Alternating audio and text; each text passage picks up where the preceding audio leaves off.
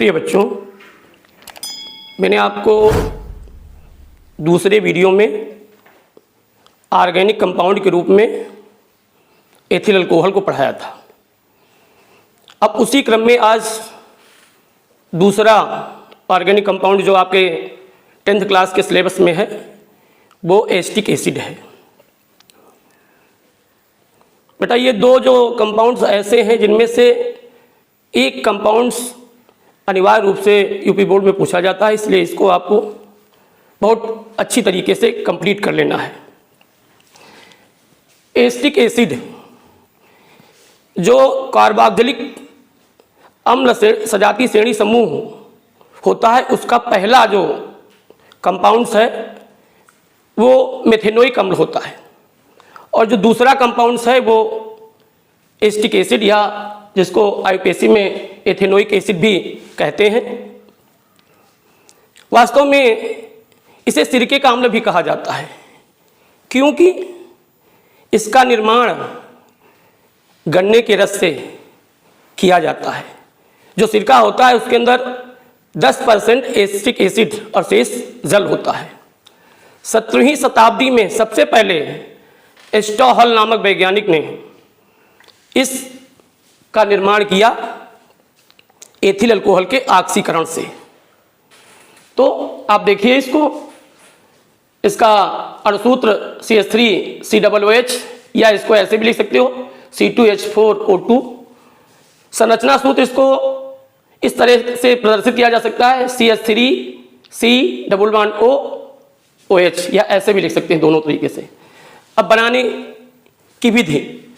की विधि में मैंने आपको बताया कि सबसे पहले एस्टोहल नामक वैज्ञानिक ने एथिल अल्कोहल के ऑक्सीकरण से इसका निर्माण किया। मैंने आपको कहा था पहले भी, जब आप किसी भी कंपाउंड्स को बनाने की विधि का वर्णन कर रहे हो तो पहले उसकी थ्योरी लिखें, उसके पश्चात में रिएक्शन दें। क्या लिखा जाएगा इसमें? जब एथिल अल्कोहल को क्षारीय अथवा अम्लीय, क्षारीय पोटेशियम परमैंगनेट अथवा क्षारीय पोटेशियम डाइक्रोमेट की उपस्थिति में क्रिया कराई जाती है तो पहले एस्टल्डिहाइड बनता है। एस्टल्डिहाइड पुनः क्षारीय KMnO4 से प्राप्त के ऑक्सीकरण से प्राप्त ऑक्सीजन, नवजात ऑक्सीजन के साथ क्रिया करता है और एसिटिक एसिड का निर्माण कर देता है। इस तरीके से अगर आपको ये भाषा मालूम है तो आपका रिएक्शन कंप्लीट हो जाएगा। तो ये C2H5OH ये एथिल अल्कोहल है। इसको जब हम ये रिएक्शन हम यहाँ पे नहीं लिख रहे हैं, ये क्षारीय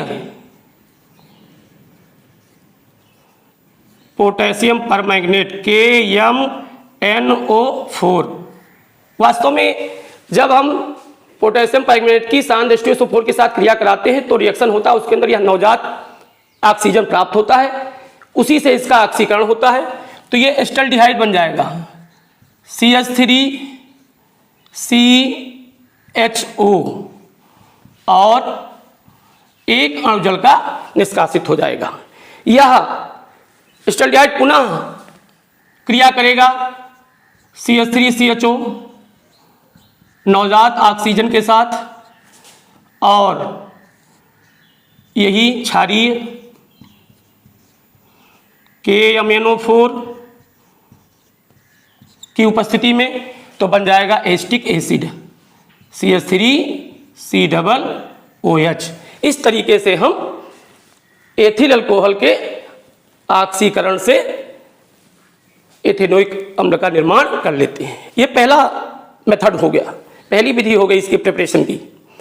वैसे आपसे जब कहे एक विधि, दो विधि, या नाम देके कह दे इससे बनाना है, तब तो आपको उसी मेथड से, उसी विधि से बनाना है, अन्यथा आप स्वतंत्र हैं। हम आपको 4 मेथड्स बता रहे हैं, उनमें से आपको जो भी इजी लगे उन्हें आप प्रयुक्त कर सकते हैं। सेकेंड मेथड इसका है एथिल साइनाइड CH3Cn के जल अपघटन से, जल अपघटन से। ये सेकेंड मेथड इसका है। क्या करते हैं, जब हम मेथिल साइनाइड को अम्ल या क्षार की उपस्थिति में जल अपघटन कराते हैं तो एसिटिक एसिड या एथेनोइक एसिड का निर्माण हो जाता है। मैंने पहले कहा कि अगर आपको थ्योरी मालूम है, भाषा मालूम है, तो रिएक्शन आपका आसानी से हो जाएगा। तो CH3CN ये मेथिल साइनाइड हुई, इसका हमने जल अपघटन कर दिया, जल के साथ क्रिया करा दी।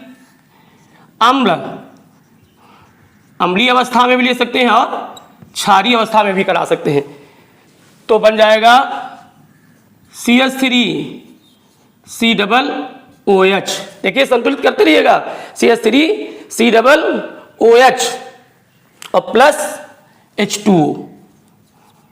अब देखिए दोनों तरफ अणुओं की संख्या समान है या नहीं है, तो इसकी समान नहीं थी, इसलिए हमने इसके आगे 2 लिख दिया। आप देखिए 4 और 3 7H हैं परमाणु, ये 4 ये हो गए, यहाँ से ये ले लिया CH3COOH और CH3CN और बन जाएगा इसमें NH3 बन जाएगा, ये NH3। इस तरीके से मेथिल साइनाइड से जब हम क्रिया कराते हैं तो एसिटिक एसिड बनता है और प्लस अमोनिया ये बन जाती है। इस विष से भी हम इसका निर्माण कर सकते हैं। इसके पश्चात जो अगला मेथड आता है वो एस्टर से।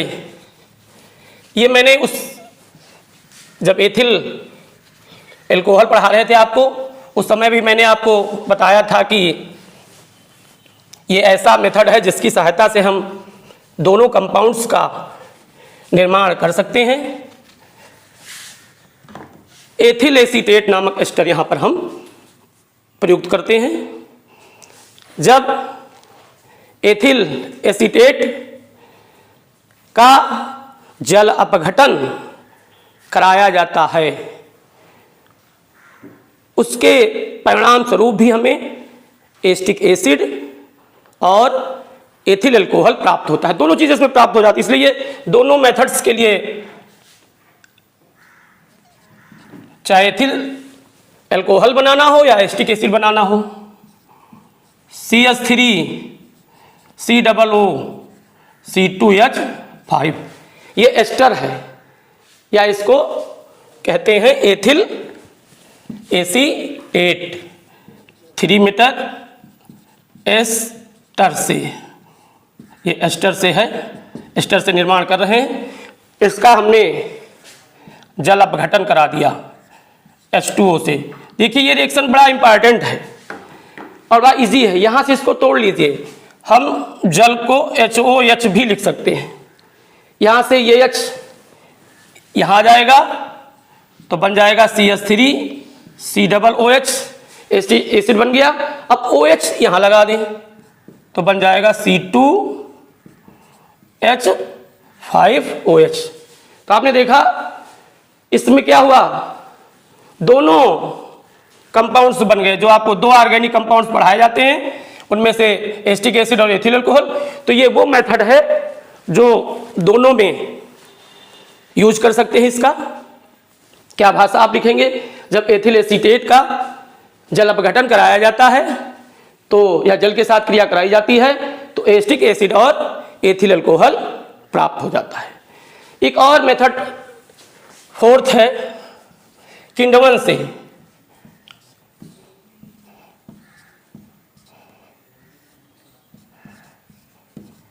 किण्वन मेथड ये आपने उसमें भी पढ़ा था, उसमें शर्करा से भी बनाया था, आपने स्टार्च से भी बनाया था। यहां पर भी इसको औद्योगिक मेथड भी कहा जाता है, इंडस्ट्रियल मेथड्स भी कहा जाता है, औद्योगिक विधि भी है, इंपॉर्टेंट है। आप देखते होंगे अधिकतर इसका निर्माण गन्ने के रस को सड़ा करके कर लिया जाता है। ये वही मेथड है। यहां पर एथिल अल्कोहल को माइकोडर्मा एसिटी एंजाइम की उपस्थिति में वायु से मंद क्रिया कराई जाती है तो एसिटिक एसिड का निर्माण हो जाता है। ये हुआ C2H5OH एथिल अल्कोहल हुआ। इसको O2 से, इसको हम एयर वायु भी कह सकते हैं, क्रिया कराते हैं। क्या एंजाइम लिया जाता है? माइकोडर्मा ACT, ये एंजाइम है। माइकोडर्मा एंजाइम ACT एंजाइम की उपस्थिति में एथिल अल्कोहल वायु, ऑक्सीजन, वायु में ऑक्सीजन होती है तो वायु से क्रिया करके धीमी क्रिया करती है, कई दिनों में एक कभी क्रिया संपूर्ण होती है तो एसिटिक एसिड का निर्माण हो जाता है। CH3COOH plus H2O।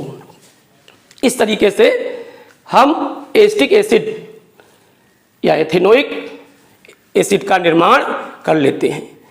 ये 4 मेथड से, 4 विधियां हुई जिनकी सहायता से आपने एसिटिक एसिड बनाया।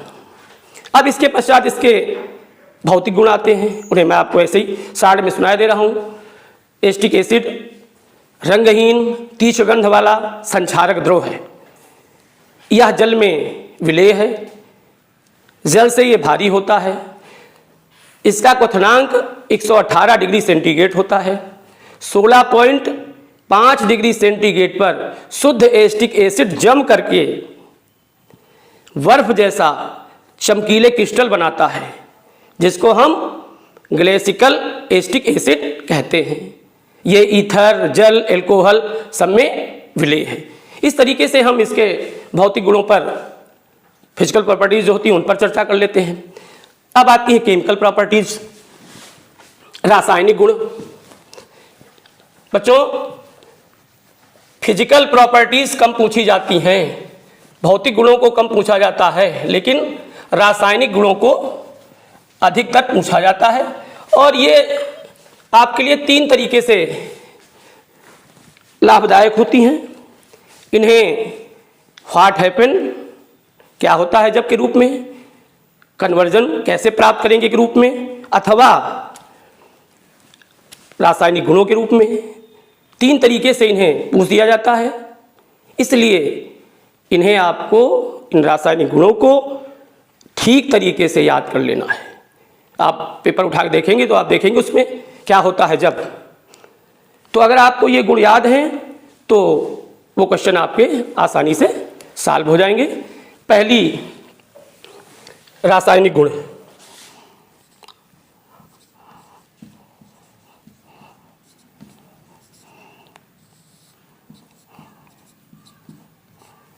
Chemical properties. सबसे पहले अम्लीय गुण। अम्लीय गुण क्या होता है? ये अम्लीय प्रकृति प्रदर्शित करता है। अगर एसिटिक एसिड को जल में घोल दिया जाए तो ये एसीटेट आयन और हाइड्रोजन आयन देता है। हाइड्रोजन आयन उपस्थित होने के कारण इसकी प्रकृति अम्लीय होती है। अम्लीय प्रकृति पहला गुण है इसका। क्या रिएक्शन होगा? CH3COOH, ये टूट जाएगा, CH3COO minus plus H plus. ये हाइड्रोजन आयन देने के कारण ही अम्लीय प्रकृति प्रदर्शित करता है। दूसरा इसका गुण है, यह धातुओं के साथ, वो चाहे पोटेशियम धातु हो, चाहे सोडियम धातु हो, चाहे कैल्शियम धातु हो, इन धातुओं के साथ जब इसकी क्रिया कराई जाती है तो यह लवण बना देता है और हाइड्रोजन गैस मुक्त करता है। कैसे रिएक्शन लिखा जाएगा? धातुओं से क्रिया,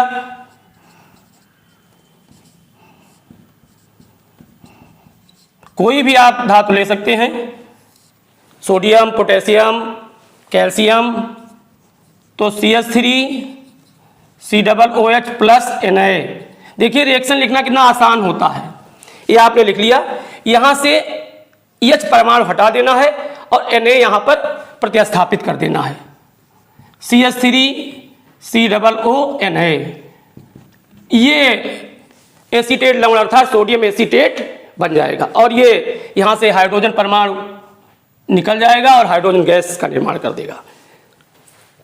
बैलेंस कर लीजिए इसको, यहाँ पर 2 लगा देंगे तो यहाँ पर 2 लग जाएगा, इस जगह पर लग जाएगा। इस तरीके से ये किसी भी धातु, यहाँ पर हम पोटेशियम ले सकते हैं, यहाँ पर हम कैल्शियम ले सकते हैं। तीसरा इसका गुण है कार्बोनेटों से क्रिया या क्षार धातुओं से, पहले कर लीजिए क्षारों से क्रिया, ये भी बड़ा महत्वपूर्ण इसका गुण है। एसिटिक एसिड पोटेशियम हाइड्रोक्साइड अथवा सोडियम हाइड्रोक्साइड अर्थात क्षारों के साथ जब क्रिया करता है तो लवण बनाता है और जल मुक्त कर देता है। क्या रिएक्शन होगा? CH3COOH plus NaOH। देखिए कैसे रिएक्शन लिखा जाता है। इस जगह से ये H हटाएंगे, ये H यहां हटेगा और यहां पर NaO लग जाएगा तो हो जाएगा CH3COONA। ये Na यहां पे लग गया, यहां से H और यहां से OH। H और OH मैंने आपको बताया था जल का अणु बनता है, तो इस तरीके से ये H2O का निर्माण हो जाएगा। ऐसे ही फोर्थ इसका गुण क्या है? यह कार्बोनेटों कार्बोनेट व बाई कार्बोनेट से क्रिया, यह कार्बोनेटों और बाई कार्बोनेटों के साथ भी क्रिया करता है। बड़े इंपॉर्टेंट ये तीनों रिएक्शन धातुओं से, क्षारों से और कार्बोनेटों या बाई कार्बोनेटों से। क्या रिएक्शन होगा? CH3COOH प्लस हमने सोडियम कार्बोनेट ले लिया Na2CO3, क्रिया कराएंगे इसकी। देखिए फिर वही यहां से H हटा और इस जगह पर CH3COONA सोडियम एसीटेट बन गया, प्लस जल बनेगा और प्लस यहां से कार्बन डाइऑक्साइड गैस मुक्त हो जाएगी। तो ये एक भाषा क्या हो जाती है कि एसिटिक एसिड धातु कार्बोनेटों से क्रिया करके संगत लवण बनाता है और कार्बन डाइऑक्साइड मुक्त करता है। संतुलित कर लीजिए। देखिए यहाँ पे 2 लगा हुआ है, यहाँ पे 1 है, इसलिए यहाँ पे हम 2 बढ़ा देंगे। इधर ये 2 हो गया तो यहाँ पर भी 2 बढ़ा दें। असंतुलित समीकरण कभी नहीं लिखा जाता है, इस तरीके से हम ये संतुलित कर लेंगे। अब यहाँ से देखिए 2-2 हो गया दोनों तरफ, ये H यहाँ से 2 हटे और यहाँ से एक ही O H2O। इसी तरीके से सेम रिएक्शन होगा CH3COOH प्लस NaHCO3। ये सोडियम कार्बोनेट है और ये sodium by carbonate, same reaction होगा CH3COOH plus H2O plus CO2 gas. दोनों रिएक्शन सेम होंगे। ये तीनों रिएक्शन व्हाट हैपन में क्या होता है जब के रूप में कई बार बोर्ड में पूछे जा चुके हैं। अब अगले ही देखिए कुछ टिप्पणियां हैं, शॉर्ट नोट लिखने आते हैं। पहली है एस्टरीकरण, बहुत ही इंपॉर्टेंट शॉर्ट नोट है, यह टिप्पणी है। एस्टरीकरण होता क्या है? कार्बोक्जिलिक अम्लों का डिफिनीशन क्या होगी? पहले तो आपको डिफिनीशन याद है तभी आप टिप्पणी शॉर्ट नोट लिख पाएंगे। कार्बोक्जिलिक अम्लों का एल्कोहलों के साथ सांद्र सल्फ्यूरिक अम्ल की उपस्थिति में क्रिया करके एस्टर बनाना एस्टरीकरण कहलाता है। आई समझ में बात? कार्बोक्जिलिक अम्लों का सांद्र सल्फ्यूरिक अम्ल की उपस्थिति में एल्कोहलों के साथ क्रिया करके एस्टर बनाना एस्टरीकरण कहलाता है। ये तो डिफिनीशन हो गई सामान्य। अब आपको यहाँ पर एसिटिक एसिड में क्या लिखना है? जब हम कार्बोक्जिलिक अम्ल के रूप में यहाँ पर हम एसिटिक एसिड लेते हैं CH एस्टरीकरण,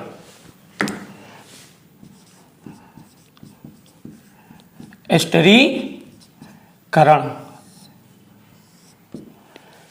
CH3COOH, ये हमने ले लिया एस्टिक एसिड। ये हो गया एथिल एल्कोहल की उपस्थिति में किसकी, सांद्र H2SO4, सांद्र सल्फ्यूरिक अम्ल की उपस्थिति में जब क्रिया करता है तो एस्टर बनाता है CH3COOC2H5 प्लस H2O। ये एस्टर बन गया, ये एथिल एसीटेट। फलों के अंदर, आप पके फलों के अंदर देखिए रस में खुशबू आती रहती है, इन्हीं एस्टरों के कारण आती है। यह क्रिया एस्टरीकरण की कहलाती है। इसी प्रकार अगला गुण है निर्जलीकरण।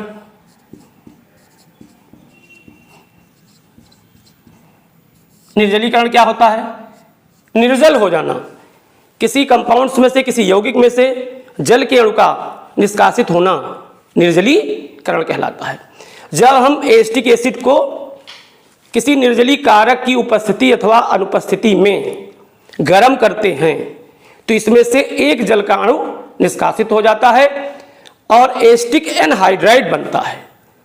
ये क्या होता है जब के रूप में भी क्वेश्चन बहुत पूछा जाता है। क्या होता है जब एस्टिक एसिड को गर्म किया जाता है या जल निर्जली कारक के साथ क्रिया कराते हैं? तो देखिए CH3COOH, हम दो मॉलिक्यूल्स, दो अणु इसके लेते हैं, फास्फोरस पेंटा ऑक्साइड की उपस्थिति में इसको गर्म करते हैं तो एस्टिक एनहाइड्राइड बन जाता है CH3CO का होल ट्वाइस O। ये एस्टिक एनहाइड्राइड बन गया और एक अणु जल का निष्कासित हो गया। चूंकि इस अभिक्रिया के अंदर एक जल का अणु बाहर हुआ है, इसलिए इस अभिक्रिया को हम क्या कहते हैं, निर्जलीकरण। ये एस्टरीकरण था, ये हो गया निर्जलीकरण। इसी तरीके से सिमट अभिक्रिया, स्मट अभिक्रिया, ये भी टिप्पणी बहुत पूछी जाती है। जब हम क्या करते हैं, कार्बोक्जिलिक अम्लों की सांद्र सल्फ्यूरिक अम्ल की उपस्थिति में हाइड्राजोइक अम्ल के साथ क्रिया कराते हैं तो प्राथमिक अमीन बनती है, प्राइमरी अमीन बनती है। यह क्रिया स्मिट अपक्रिया कहलाती है। ये तो इसकी सामान्य डिफिनीशन हो गई है। लेकिन अगर आप एस्टिक एसिड के पक्ष में लिख रहे हैं तो आप क्या करेंगे, जब हम एस्टिक एसिड को हाइड्राजोइक अम्ल के साथ क्रिया कराते हैं, किसके साथ, हाइड्राजोइक अम्ल के साथ, CH3COOH प्लस N3H, ये कौन सा अम्ल हुआ, हाइड्राजोइक अम्ल। किसकी उपस्थिति में, सांद्र सल्फ्यूरिक अम्ल की उपस्थिति में, सांद्र H2SO4 की उपस्थिति में।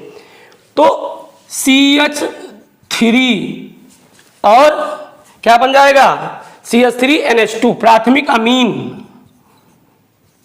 प्लस यहां से देखो ये दोनों CO2 निकल करके बना देंगे कार्बन डाइऑक्साइड, CO2 बन जाएगा।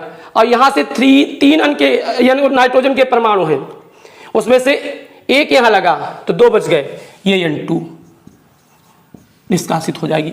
इस तरीके आपने देखा कि जब हम एथिल एसीटेट को किसके साथ, हाइड्राजोइक अम्ल के साथ सांद्र सल्फ्यूरिक अम्ल की उपस्थिति में क्रिया कराते हैं तो मेथिल अमीन, प्राथमिक अमीन का निर्माण हो जाता है। इस क्रिया को ही हम स्मिट अपक्रिया कहते हैं। ये तीनों ऐसी टिप्पणियां हैं जिनको बोर्ड में अथवा के रूप में भी पूछा जाता है। इस तरीके से एक और गुण देख लीजिए, PCl5